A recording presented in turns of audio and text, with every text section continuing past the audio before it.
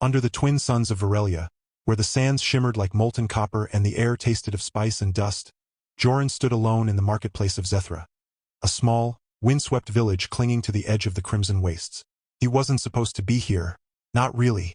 His dropship had gone down 3 days ago during a skirmish with the warlord Krelix, and though he'd survived the crash, his squad hadn't. Now, with only a half-charged plasma rifle, a dented canteen, and the clothes fused to his skin by plasma burns, Joran wandered like a ghost among the stalls of silk-draped spice merchants, crystal-eyed reptilian traders, and hooded desert nomads who glanced at him with wary eyes but never spoke. He was just another stray human in a galaxy full of them. Unwanted, unnoticed, and utterly alone. That was until the beggars spoke. They weren't beggars in the usual sense. Not ragged or broken.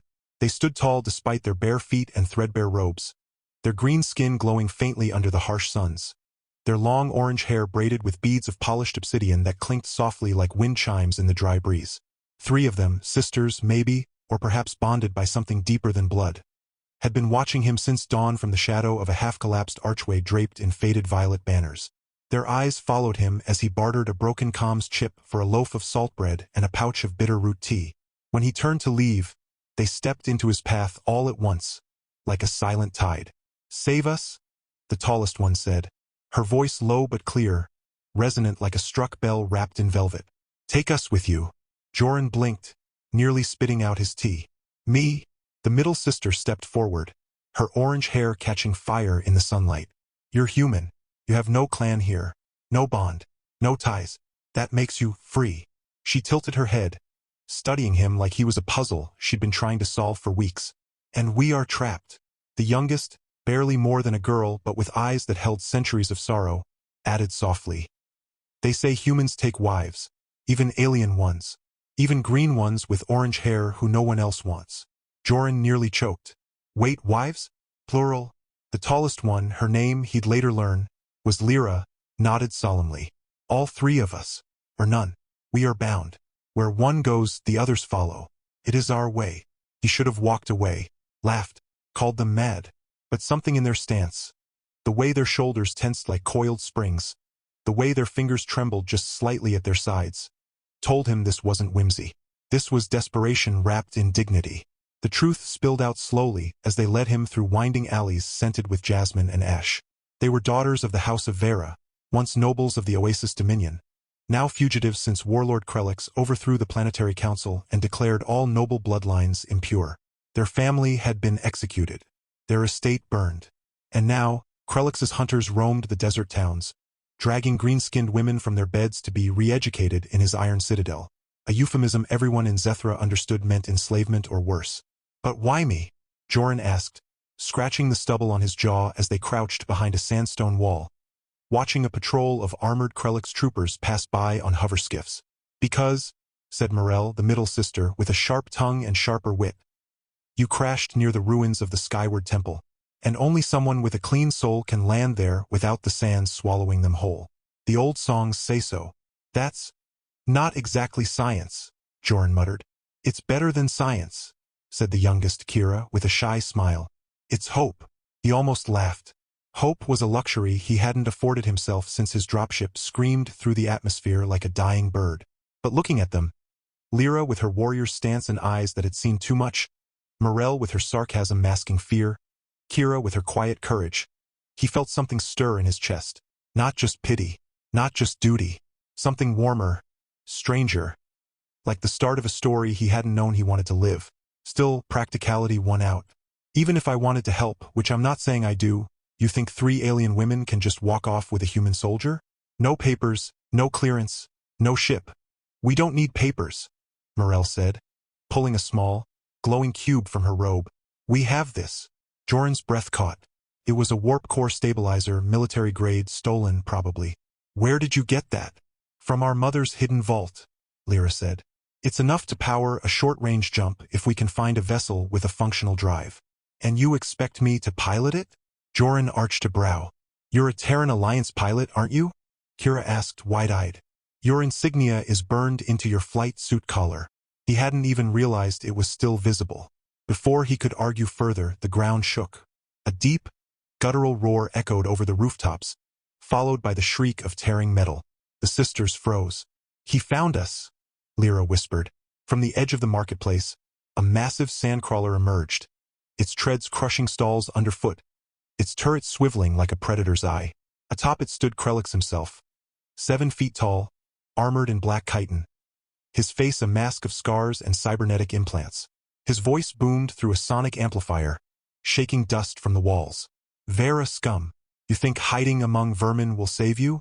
Your blood belongs to me." Panic erupted. Vendors fled. Children screamed. And Joran, against every survival instinct he had, grabbed Lyra's hand. "Which way to the old hangar behind the spice silos?" Morel's eyes lit up. "You know it. I scouted it yesterday. Thought it might have salvage." "It has more than salvage," Kira said, already running. "It has our ship." They raced through back alleys, leaping over crates, ducking under drying laundry lines strung between crumbling homes. Plasma bolts sizzled past them, carving molten streaks in the stone. Joran fired back with his rifle, more to buy time than to hit. His aim was shaky, his arms still weak from the crash. But Lyra moved like a storm, kicking over carts to block pursuers, her bare feet silent on the sandstone. Morel tossed smoke pellets she'd clearly been hoarding, filling the streets with lavender haze that made Krelix's trackers cough and stumble. And Kira, small, swift Kira, led them through a hidden hatch beneath a false well, down into a tunnel that smelled of oil and old dreams. At the end of the tunnel sat a ship, not a sleek frigate or a hulking warbird, but a compact, pearlescent scout vessel shaped like a teardrop, its hull etched with ancient Varelian glyphs that shimmered when touched. The sisters called it the Whisper of Vera. "It's beautiful," Joran breathed. "It's fast," Morel corrected, already climbing aboard. "And it's ours." The ship hummed to life under Lyra's touch, the core stabilizer slotting into place with a satisfying click. Joran slid into the pilot's seat, customized for slender alien frames, but he made it work and toggled the ignition sequence. The engines whined, then roared. Above them, Krelix's sandcrawler smashed through the silo wall, its spotlight spearing into the tunnel. "Hold on," Joran yelled, yanking the throttle. The Whisper shot upward like a stone from a sling, blasting through the roof of the hangar in a shower of debris and fire. Krelix howled in rage, his turret firing wildly. But the ship was already banking hard toward the canyon pass, its shields flaring under the barrage. Inside, the sisters clung to their seats, breathless. Kira was crying, but smiling. Morel was muttering calculations under her breath, plotting their jump coordinates. And Lyra was watching Joran with an expression he couldn't read. "You didn't have to do this," she said quietly. Joran kept his eyes on the stars ahead, the twin suns now sinking behind jagged peaks. "Yeah," he said. "I kinda did." Silence settled between them, warm and heavy. The ship stabilized. The desert fell away. Then Morel snorted. "So, does this mean we're married now? Or do we have to file forms?" Joran choked on air. "What?" Kira giggled. "On Varelia, when a man saves 3 sisters from certain doom and flies them into the stars, it's considered a binding union." "That's not a real law," Joran said, though his voice cracked. "Oh, it's real," Morel said, grinning like a cat who'd stolen cream. "And you just activated it." Lyra leaned closer, her green skin catching the starlight through the canopy. "Unless you don't want us?"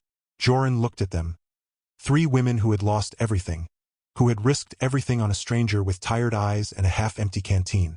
And he thought of his empty barracks back on Fort Ceres, of the silence that greeted him after every mission, of the way his name was never called out in the mess hall because no one remembered it.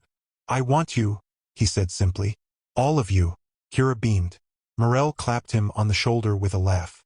"And Lyra." Lyra touched his cheek, her fingers cool and gentle. "Then you're ours," she whispered. "And we're yours." The ship leapt into hyperspace with a shudder, the stars stretching into silver rivers outside the viewport. Behind them, Varelia shrank to a speck of red and gold. Ahead, freedom, danger, maybe even a future. And for the first time in years, Joran didn't feel alone. Not even a little. The jump through hyperspace should have taken them 6 hours to the neutral system of Orenvel, where the sisters claimed they had allies, a hidden enclave of exiled Varelian nobles with enough credits and clout to forge new identities. But something went wrong. The moment the Whisper of Vera tore through the veil of folded space, alarms shrieked like wounded birds. The navigation console flickered with error glyphs none of them recognized. Outside the viewport, The stars weren't where they were supposed to be. Instead of the soft violet nebula of Orenvel, they floated in a graveyard of dead ships, hundreds of them, suspended in eerie silence, hulls blackened, some split open like gutted fish. "Where are we?" Joran whispered, gripping the controls tighter. Morel's fingers flew across the diagnostic panel. "This isn't on any known chart. The core stabilizer, it's corrupted. Someone coated it with a trap." Lyra's face went pale beneath her green skin. "Mother wouldn't." "She didn't," Kira interrupted softly, her eyes wide with dawning horror. "But Krelix might have tampered with the vault before we got there. He knew we'd go for the stabilizer. He wanted us to take it." A cold dread pooled in Joran's gut. They'd been lured. Before anyone could react, a shadow passed over the ship. Not a ship, a thing. Sinuous, organic, with a hull that pulsed like living flesh, studded with glowing red orifices that opened and closed like breathing gills. From its underbelly, tendrils unfurled. Long, whip-thin cables tipped with needles of black crystal. "It's a void leech," Morel breathed. "Myth says they feed on stranded vessels. Drain their power, their oxygen, sometimes their crew." One tendril slapped against the hull with a wet thud. The ship groaned. Lights dimmed. Joran didn't hesitate. "We're not dying in a cosmic spiderweb." He slammed the thrusters to full reverse, but the leech responded instantly, wrapping another tendril around the nose of the Whisper. The ship shuddered violently. Kira screamed as her seat harness snapped. Lyra caught her just in time. Morel was already at the weapons locker. But there was nothing. No pulse cannons. No torpedoes. Just a ceremonial dagger and a flare gun. "Useless," she growled. But Joran was thinking. Fast. "The stabilizer. It's still active, right?" "Yes, but it's unstable. One wrong frequency spike and it'll blow. Then we give it a spike." He rerouted all non-essential power, life support, shields, even the artificial gravity, to the stabilizer's resonance coil. The ship's interior lights died. The sisters floated slightly in the sudden weightlessness, their orange hair drifting like flame. "Hold on to something solid," Joran yelled, fingers flying over the console. He synced the stabilizer's pulse to the leech's biorhythm, something he'd picked up from old xenobiology briefings during training. If the creature fed on energy, maybe it could be overloaded. He triggered the discharge. A blinding wave of ultraviolet light erupted from the Whisper, not outward but inward, along the tendrils, racing up into the leech's body. The creature convulsed, its red orifices flaring white-hot before collapsing inward with a sound like a dying whale. The tendrils went slack, then disintegrated into ash that scattered on the solar wind. Silence. Then cheers. Kira hugged her sisters. Morel punched the air. Lyra just stared at Joran with something like awe. But their relief was short-lived. A new signal blinked on the comms, weak, encrypted, but unmistakably Terran Alliance. Joran tapped it open. A woman's voice crackled through, sharp and urgent. "This is Captain Vaila of the UNS Resolute. If any human survivors from Drop Team Theta are out there, respond. Krelix has activated the Soul Forge. We have less than 12 hours before he turns every Varelian noble bloodline into bioengineered weapons, including the girls you're with." Joran's blood ran cold. "How does she know about us?" Morel's face twisted in recognition. "Vaila. She was my mother's closest friend. She defected from the Alliance when they refused to intervene in the coup. She's been fighting Krelix in the shadows ever since." Kira's voice trembled. "The Soul Forge, it doesn't just enslave. It rewrites. It takes your memories, your love, your very soul, and turns it into obedience." Lyra turned to Joran, her eyes blazing. "We have to go back." "Are you insane?" he snapped. "You just escaped. And if we don't stop him, no one will," she said fiercely. "Our bloodline carries the genetic key to deactivate the Soulforge's core. Only a Vera heir can shut it down from the inside." Morel added grimly. "And if Krelix succeeds, he won't stop at Varelia. He'll sell the tech to the highest bidder. Earth could be next." Joran looked at them. At the sisters who had begged him to take them away, who had just found safety, and were now choosing to throw themselves back into hell. He thought of his dead squad, of the way Krelix had laughed as their dropship burned, of the empty years before this moment, when he'd been nothing but a ghost in a uniform. Now he had a reason. 3 of them. "Fine," he said, recalibrating the coordinates. "But we're not walking in blind." Over the next few hours, they planned. Morel hacked into a derelict freighter's database, Pulling schematics of Krelix's citadel, the Soul Forge was buried beneath a mountain of black obsidian, guarded by biomechanical sentinels and layers of neural traps. Kira, despite her youth, remembered a secret tunnel from her childhood, used by servants during festivals. And Lyra taught Joran the Vera Blood Oath, a ritual that would temporarily link their nervous systems, allowing him to pass biometric scans as family. "It'll hurt," she warned, pressing her palm to his chest. "And if we die while linked, we die together." Joran met her gaze. "Then we don't die." They reached Varelia under cover of a solar storm. The sky boiled with crimson lightning as the whisper skimmed the dunes, landing a kilometer from the citadel's outer wall. Dressed in stolen militia uniforms and cloaked in thermal-dampening shrouds, they moved like shadows through the ruins of Zethra, now a ghost town, its marketplace scorched, its people gone. The tunnel was exactly where Kira said it would be, hidden behind a false mosaic of the old queen. Inside, the air was thick with the smell of ozone and something metallic, like blood and rust. Halfway through, alarms blared. "They detected us," Morel hissed. "No," Joran said, peering through a ventilation grate. "They detected something else." Below them, in the Soul Forge chamber, chaos reigned. Krelix stood before a pulsing crimson orb, the forge's core, but he wasn't alone.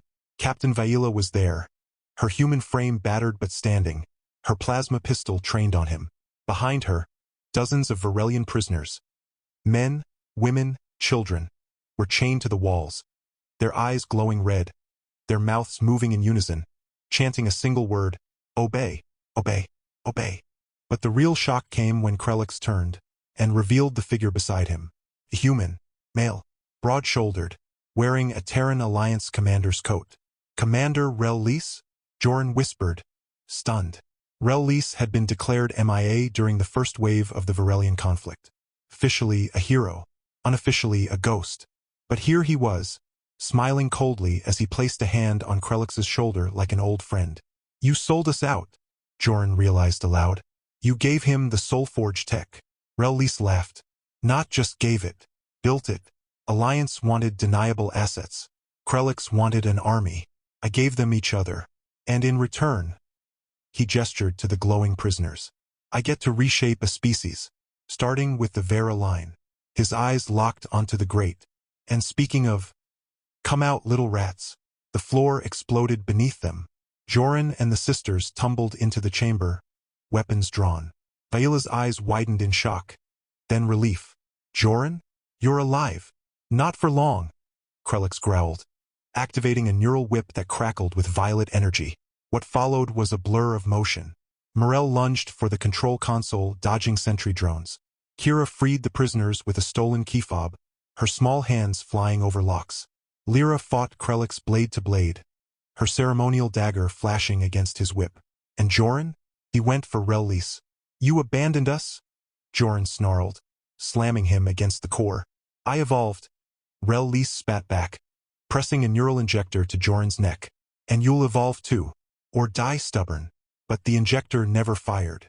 Lyra's dagger plunged into Rel-Lys's side from behind. He gasped, blood bubbling at his lips. "You don't understand. The galaxy needs order. The galaxy needs mercy," Lyra whispered, yanking the blade free. Rel-Lys collapsed. Meanwhile, Morel had reached the core interface, but it required a Vera blood sample and a neural imprint. "I can do the blood," she said, slicing her palm. "But the imprint, it needs emotional resonance. A memory tied to love or sacrifice." Kira stepped forward, tears in her eyes. "Use mine." She placed her hand on the panel and closed her eyes. "I remember Mother singing to us under the twin moons, telling us we were enough, just as we were." The core flared gold. Krelix roared, breaking free from Lyra and charged, but Vaila shot him in the knee. He fell, snarling, as the Soul Forge began to collapse in on itself, its red glow turning soft, then white, then fading entirely. The prisoners gasped as the red light left their eyes. One by one they blinked, confused, then free. Silence, then cheers. But Joran didn't celebrate. He knelt beside Rel-Lys's body, staring at the man who had once been his mentor. "Why?" he whispered. Morel placed a hand on his shoulder. "Some people would rather control a world than heal it." Outside, dawn broke over the crimson wastes. Pale, hopeful, untouched by fire. Vaila approached, offering a handshake. You've done more in one night than the Alliance has in a decade. Come with me. Join the real resistance. Joran looked at the sisters. Exhausted, bruised, but alive. Oh, we're not soldiers, Lyra said gently. Not anymore. Vaila nodded. Then be something better. Be a family. In the days that followed, they rebuilt. Not the citadel that they let crumble into sand, but Zethra, that they returned to. With credits from Vaila, they bought the old spice silo, turned it into a shelter for displaced Varelians. Morel taught engineering. Kira opened a school. Lyra trained a new guard not for war, but for peace. And Joran? He fixed ships, told stories, held them close on nights when the wind howled like ghosts. One evening, as the twin suns dipped below the horizon, Kira shyly handed him a small box. Inside was a ring, not gold, but woven from their 3 braids of orange hair, bound with a thread of his flight suit fabric. It's a Vera bond ring, she said. Once worn, it can't be undone. Morel rolled her eyes, but her voice was soft. Unless you're a coward. Lyra just held out her hand. Well, Joran slipped the ring onto his finger. Fit perfectly, and as the stars blinked awake above the desert, he knew. This wasn't the end of the story. It was just the beginning. The peace in Zethra was fragile, like a dewdrop on a blade of desert glassgrass, shimmering but ready to shatter at the slightest tremor. For 3 weeks, life unfolded in warm routines. Mornings spent repairing the Whisper, afternoons helping Kira teach refugee children to read using salvaged datapads, evenings sharing stew under strings of bioluminescent lanterns Morel had rigged from old power cells.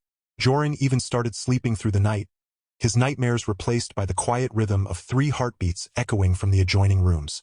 But the universe, it seemed, wasn't done with them. It began with whispers in the market. Traders from the northern dunes spoke of black-shelled drones skimming the salt flats, scanning villages with silent, red-eyed intensity. Then came the disappearances, loners mostly, a tinkerer who repaired moisture condensers, a weaver known for her star-patterned shawls.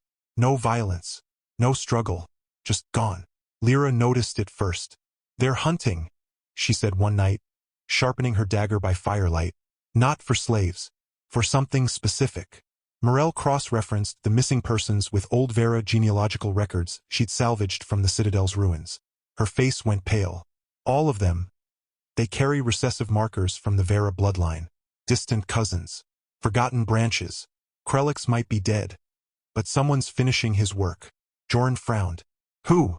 The answer arrived not in words, but in fire. 3 nights later, a ship descended. Not with the thunder of war, but with the eerie silence of a predator gliding through stars. Sleek, obsidian black, bearing no insignia, it hovered over the eastern ridge before unleashing a pulse that didn't destroy, it erased. Every electronic device in Zethra flickered and died. Even the Whisper's core went dark. Then came the figures, taller than humans, slender as reeds. Their skin shimmered like oil on water, shifting between violet and deep indigo. Their eyes were lidless, glowing faintly silver, and they moved without sound, their boots leaving no prints in the sand. They wore no armor, only seamless bodysuits that seemed to drink the light around them. The Elitheri, Kira whispered, clutching a protective amulet around her neck, one their mother had given her. The Gene Hunters.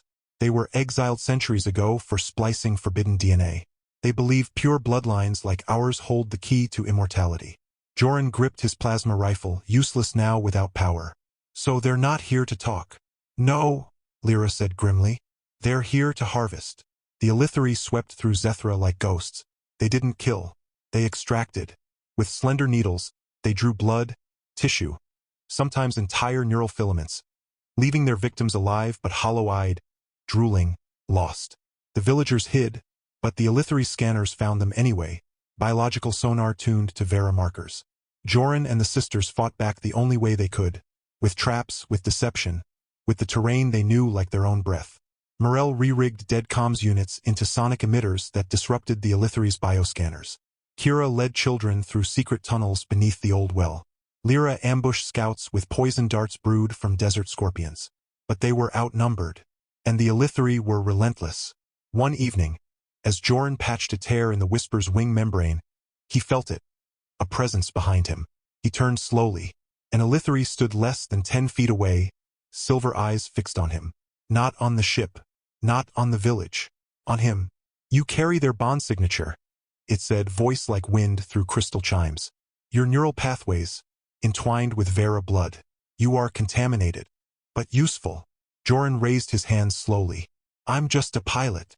You are more, the Elithary replied. You are the vessel, the human anchor that stabilizes their genetic resonance. With you, we can replicate the bond without consent. A step closer. You will come willingly, or we will peel the connection from your brain while you watch us drain them dry. Something in Joran snapped. Not fear, not anger, purpose. He lunged not at the Elithary, but at the ship's emergency manual override panel hidden beneath the wing. He slammed his fist into it. Sparks flew. With a groan of ancient hydraulics, the Whisper's boarding ramp slammed down, and the ship's last functional defense system, a proximity-triggered sonic blade built into the hull rim, activated with a shriek that shattered nearby glass. The Elithary shrieked, clutching its head as its neural systems overloaded. Joran didn't wait. He grabbed the alien's needle arm, twisted it backward, and slammed it into the ship's exposed power conduit. Electricity arced through its body, convulsed once, then fell still. But the victory was hollow. From the ridge, 3 more Elithary ships descended, silent and hungry. We can't win this, Morel said when they regrouped in the spice silo basement. Not with knives and noisemakers. Then we don't fight them, Joran said, eyes burning with an idea. We give them exactly what they want. He explained it quickly, voice low and urgent. The Elithary wanted the bond, the psychic-emotional link between him and the sisters that amplified their genetic harmony. So they'd fake it, amplify it beyond reality, trick the hunters into thinking the resonance was so powerful, so volatile, that harvesting it would be fatal. It's insane, Lyra said. If the neural feedback overloads, it could burn out our minds. Or it could burn theirs, Joran countered. Morel, can you rig the ship's core to act as a resonance amplifier? Not for power, for emotion. She blinked, then grinned. Oh, I can do better. I can tie it to Kira's amulet. It's attuned to our mother's biosignature. If we all focus on the same memory, the happiest one we share, it'll create a psychic echo strong enough to fry any Elithary scanner within a click. They chose the memory together. The night they'd escaped Zethra, just after takeoff, when Kira had laughed for the first time in months, and Morel had played an old Vera lullaby on a broken harmonica, and Lyra had rested her head on Joran's shoulder as the stars swallowed the desert. At dawn, they walked out of the village. Not hiding, not running. Standing together in the center of the marketplace, hands clasped, hearts open. The Elithary came in their silent glide. 5 of them this time, led by one with a crest of silver filaments. A gene priest, perhaps. You surrender, it stated. No, Joran said. We invite you. He pressed the hidden trigger in his palm. A signal to Morel, waiting aboard the Whisper. The sisters closed their eyes. Joran did too. And they remembered, not just the memory, but the feeling, the warmth of shared hope, the sweetness of freedom, the unbreakable thread of love that had grown between a lonely warrior and 3 alien sisters who dared to beg for a future. The amulet around Kira's neck blazed like a tiny sun. The ship's core flared in response, not with energy, but with resonance. A wave of pure emotional frequency that rolled outward like thunder made of light. The Elithary froze, their silver eyes widened. Their skin rippled violently.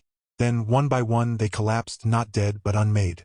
Their minds, built for cold logic and genetic predation, couldn't withstand the flood of raw, untamed love. Their neural pathways short-circuited. They lay twitching, whispering in broken tongues. Their hunters' focus shattered by something they'd never understood. Compassion. Silence returned to Zethra. But this time it was different. Not the silence of fear, but of awe.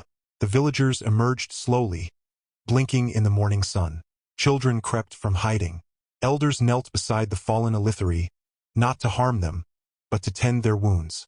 Lyra turned to Joran, tears tracing paths down her green cheeks. You didn't just save us, she said. You showed them what they were missing. Morel wiped her nose, trying to look tough.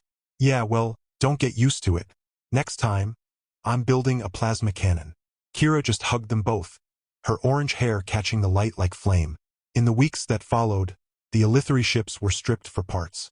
Their tech, once feared, became tools for healing, bioscanners repurposed to diagnose illness, neural filaments rewoven into communication threads that connected distant villages. Even the comatose hunters were cared for, their minds slowly healing in the quiet rhythm of Zethra's rebirth. And Joran? He stood one evening on the roof of the rebuilt spice silo, watching the twin moons rise over the dunes. Lyra joined him, slipping her hand into his. "Think they'll come back?" she asked. "Maybe," he said, "but next time we won't be hiding." She leaned her head on his shoulder. "No, next time we'll be waiting." Below them, in the courtyard, Morel was teaching a group of kids how to build a sonic emitter from scrap. Kira was reading them a story about a human warrior who fell in love with 3 alien sisters and saved the world not with a sword, but with kindness. And far above, in the velvet black, the whisper of Vera sat ready, not as an escape, but as a promise. Because the desert wasn't just a place of survival anymore. It was home, and their story, it was still being written. One act of courage, one shared meal, one quiet moment of love at a time. Years passed, and the winds of Varelia carried not whispers of war, but laughter, bright, echoing, and full of life. Joran and his 3 wives built more than a home. They built a legacy. From the rebuilt heart of Zethra, their family grew like desert blossoms after rain. First came twins, Lyra's son, with his father's steady eyes and his mother's green skin, and Morel's daughter, sharp-witted and fearless, her orange hair blazing even as a toddler. Then Kira gave birth to a boy so gentle he could calm sandstorms with his humming, followed by another set of twins, this time, one from each sister in a rare Vera bonding cycle, their genetic harmony so perfect the village elders called it a miracle. The children played among the spice stalls and old ship parts, speaking a blend of Terran standard and lyrical Varelian. Their skin ranging from deep emerald to olive, their hair always some shade of fiery orange or sun-kissed auburn. They learned to fix engines before they could ride hover skates, to recite poetry before they could count past 10, and to always share their last loaf of salt bread. Joran, once a lonely soldier drifting through galaxies, now sat every evening on the veranda of their compound, surrounded by tiny hands pulling at his sleeves, small voices begging for, "Just one more story, Papa." And he told them, of crash landings and desert chases, of ghost ships and gene hunters, but always, always of love that defied species, war, and fate itself. Lyra trained their sons and daughters in defense, not for conquest but for protection. Morel turned the old citadel ruins into a university of science and ethics, where human and Varelian scholars worked side by side. Kira became the village's heart, founding orphanages and healing circles, her kindness as boundless as the dunes. When the Terran Alliance finally sent envoys seeking peace, it was Joran's children who greeted them, confident, bilingual, and unafraid. And when the Elithari returned decades later, not as hunters, but as pilgrims seeking forgiveness, it was one of Joran's granddaughters who offered them water and a seat at the table. On the 50th anniversary of their escape, the whole village gathered under strings of luminous lanterns. Joran, his hair now silver but his spirit unbroken, stood with Lyra, Morel, and Kira. Wrinkled, radiant, and still deeply in love, their children and grandchildren formed a circle around them, hands clasped, singing the old Vera lullaby Morel once played on a broken harmonica. No wars came, no hunters returned. Only peace, deep and enduring, born of sacrifice, sealed by compassion, and nurtured by a love that dared to begin with 3 desperate words in a desert marketplace. "Save us, take us with you." And so they did, and so they lived, and so, happily, they remained, together, always, under the twin suns and endless stars.